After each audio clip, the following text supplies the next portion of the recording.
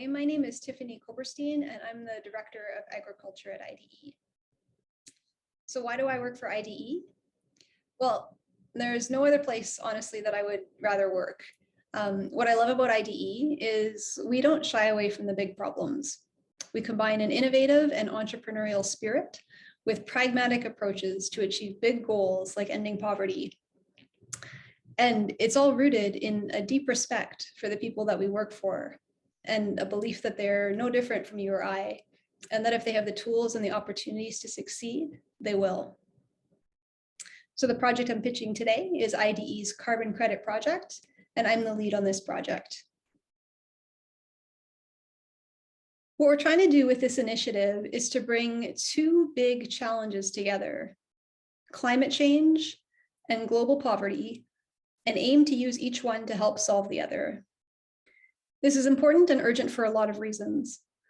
Global poverty remains a pervasive challenge, with almost 1 in 10 people living in extreme poverty. At the same time, the impacts of climate change are growing, and similar to COVID, the impacts are felt most strongly by those with the least resources to cope.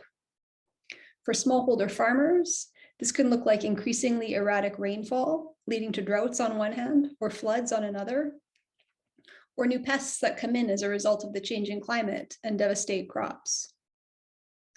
Globally, we're reaching critical limits in terms of atmospheric carbon and biodiversity loss. So all of these challenges are coming together, and we can no longer address just one problem at a time. We need an integrated solution. Since iDE's inception, we've led the sector in demonstrating innovative and scalable solutions to the challenges of poverty. Now, this is uncharted territory for everyone, but this is where we thrive. What we want to do is to create financial incentive for farmers to undertake regenerative agricultural practices. Why? Regenerative agriculture builds soil health, and healthy soil has a lot of benefits. It is one of the most effective means of sequestering carbon. It enhances biodiversity. It reduces erosion, leading to improved water quality. It creates more resilient soil that can better withstand droughts and floods, and enhances productivity. iDE has been working with farmers to undertake regenerative agricultural practices for a number of years, but we need to speed up and broaden adoption. Carbon markets offer a unique opportunity as an entry point for farmers to begin capturing the value they are creating for the planet through these practices. This increased financial incentive can drive greater adoption of these practices, creating a virtuous cycle. Now, it's important to note that carbon markets are just the beginning point, not the end point. They don't capture all of the value farmers are creating, and there's good reason to believe that will change soon. Carbon credits from soil carbon sequestration are particularly valuable because they represent carbon that is actively being removed from the atmosphere. And that's not the case for the vast majority of carbon credits being sold on the market today. But these are the kinds of credits that will be required by companies and governments toward their net zero climate commitments. And there are very few other activities that qualify. Other than soil carbon sequestration, it is generally only tree planting and technological carbon capture.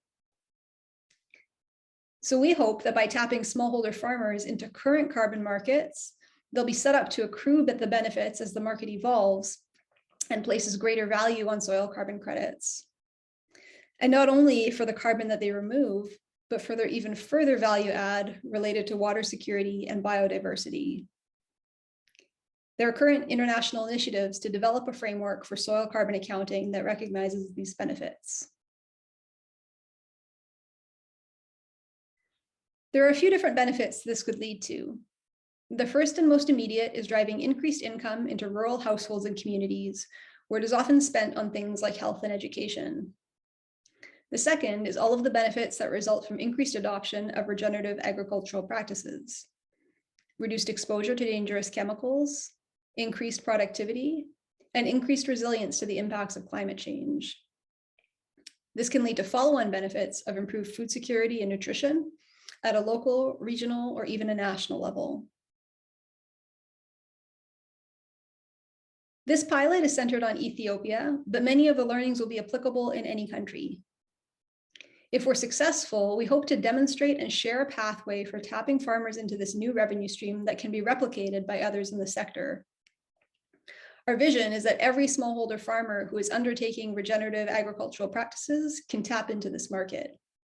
There are also opportunities to share learnings with large agricultural companies who have production contracts with smallholder farmers and also have corporate social responsibility objectives to tap their farmers into this additional revenue stream and to incentivize the kinds of practices that will help secure the viability of their supply chain over the long term. What we want to learn in this project falls into two categories. The first is understanding what is the effort to get the technical aspects up and running, including soil samples and land mapping for a pilot group of farmers, the measurement, verification, and sale of carbon credits, and determining viable payment mechanisms to transfer the funds back to farmers. The second is finding out what this tells us and what the current potential is for this to drive meaningful change in farmer practices. This includes learning how much carbon was sequestered as a result of regenerative agricultural practices already undertaken, working with agronomic experts to fine-tune the regenerative agricultural practices we are promoting, and gathering feedback from farmers on how this new revenue opportunity might impact their adoption of these practices. All of this is essential in bringing this idea from concept to reality and determining the best way forward. I will be leading this project, and my role is to ensure that what we're learning on the ground targets the key questions we need answered to assess the viability and scalability of this initiative. I'd love to introduce you now to Dr. Abebe Shifra on our iDE Ethiopia team. Dr. Abebe has a PhD in sustainable development with special expertise in soil carbon. We're really lucky to have him on the team, and he'll be leading the implementation of the project in country. I'm Abebe Shifra, working for iDE Ethiopia as a program director. I'm responsible to lead the agriculture sector, where we want to make it more climate smart. Now, we are at a stage of developing soil carbon marketing project as a pilot in Ethiopia. iDE Ethiopia has been working with smallholder farmers, building their livelihoods and improving their income since 2005. In this effort, Ramsey Foundation was our partner, and Ramsey Foundation has supported us in promoting sanitation marketing in Walaita, southern part of Ethiopia. As you know, climate change is a global problem and is affecting our smallholder farmers, and is reducing the yield, increasing the risks in flood, pest, disease, with increased frequency of drought. So to address the challenge and reduce the risk, we want to promote innovative technologies and promote improved practices in land management. So this is what we call regenerative agriculture. So we say this project is innovative because it will start a new market as soil carbon. It will help realize benefits from soil carbon. It will also ensure increased yield, improved natural resource, and it will help us gain lesson for scalability and replicability. Thank you. Much of the upfront technical learning will take place within the first 6 months or so. There will be some small ongoing effort over a total of 2 years as we try to assess some of the longer term questions of impact on the uptake of these practices. Our primary objective is to learn as much as we can, as quickly as we can, so we can begin to pilot this in other countries. But some of the important learnings will take place over a longer time frame. We're requesting $50,000 for this pilot. This will enable us to move this idea from concept to reality, to ground truth our assumptions, and to really understand the potential. So this is the first step in what we hope will be a game-changing initiative with potentially global application. So I'd like to turn now to some of the specific questions that were sent to us related to this project.